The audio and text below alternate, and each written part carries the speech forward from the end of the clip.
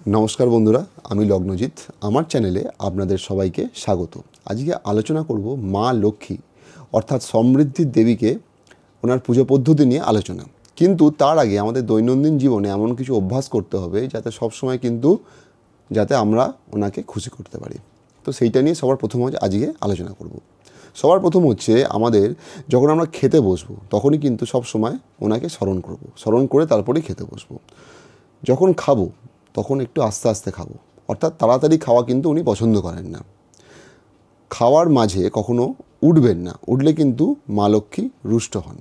खेते खेते कखनो पा नाचाबेन ना, कखनो गामछा परे किन्तु खेते बसते नेই। আর হচ্ছে যখন আমরা ধরুন খাবো সেই খাওয়া হয়ে গেলে কখনো ফাঁকা প্লেট চাটবেন না, সেটা উচিত নয়। খাওয়ার প্লেটে কখনো আঁকিবুকি কাটবেন না, সেটাও কিন্তু মা লক্ষ্মী পছন্দ করেন না। আর যতটুকু প্রয়োজন ততটুকুই আপনারা খান।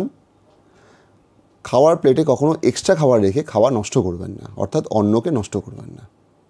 এবার চলে আসি কোজাগরী লক্ষ্মী পুজো, অর্থাৎ বছরের সবথেকে বড় যে পুজো সেই পুজো পদ্ধতি নিয়ে। কোজাগরী লক্ষ্মী পুজো হয় আশ্বিন মাসে।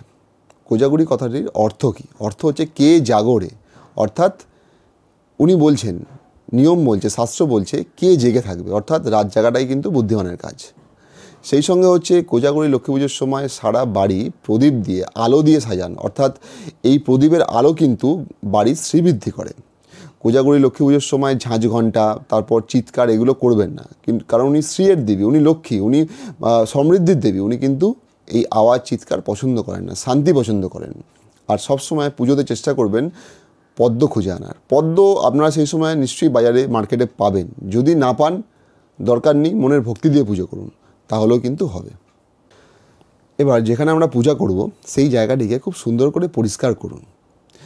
তারপরে মা লক্ষ্মী অর্থাৎ দেবীর মুখ সবসময় যেন পশ্চিম দিকে বা দক্ষিণ দিকে থাকে, অর্থাৎ পূজারীর মুখ যেন সবসময় পূর্ব দিকে বা উত্তর দিকে হয়।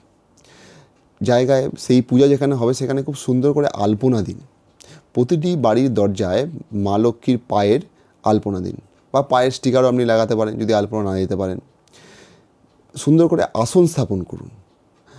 আর যে আড়িটি, সেই আড়িটিকে খুব ভালো করে সাজান।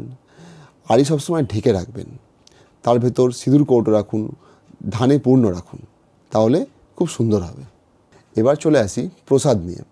পুজোর প্রসাদে অবশ্যই কিন্তু নারকেল নাড়ু রাখবেন, তালের বড়াও রাখবেন, বেশ কিছু ভাজাভুজিও রাখতে পারেন, যেমন বাদাম ভাজা, নারকেল ভাজা ইত্যাদি রাখতে পারেন। তারপর হচ্ছে আতপ চালের ভোগ নির্মাণ করুন।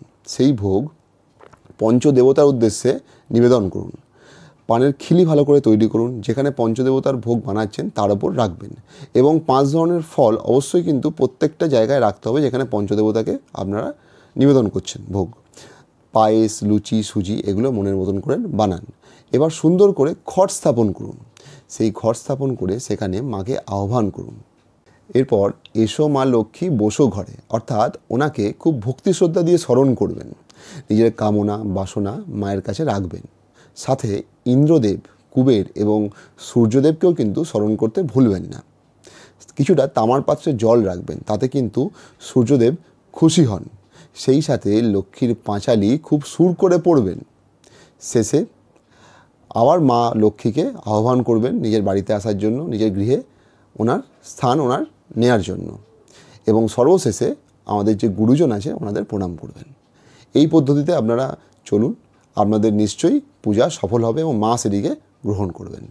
নমস্কার, ভালো থাকবেন। অন্য প্রোগ্রামে আবার দেখা হবে।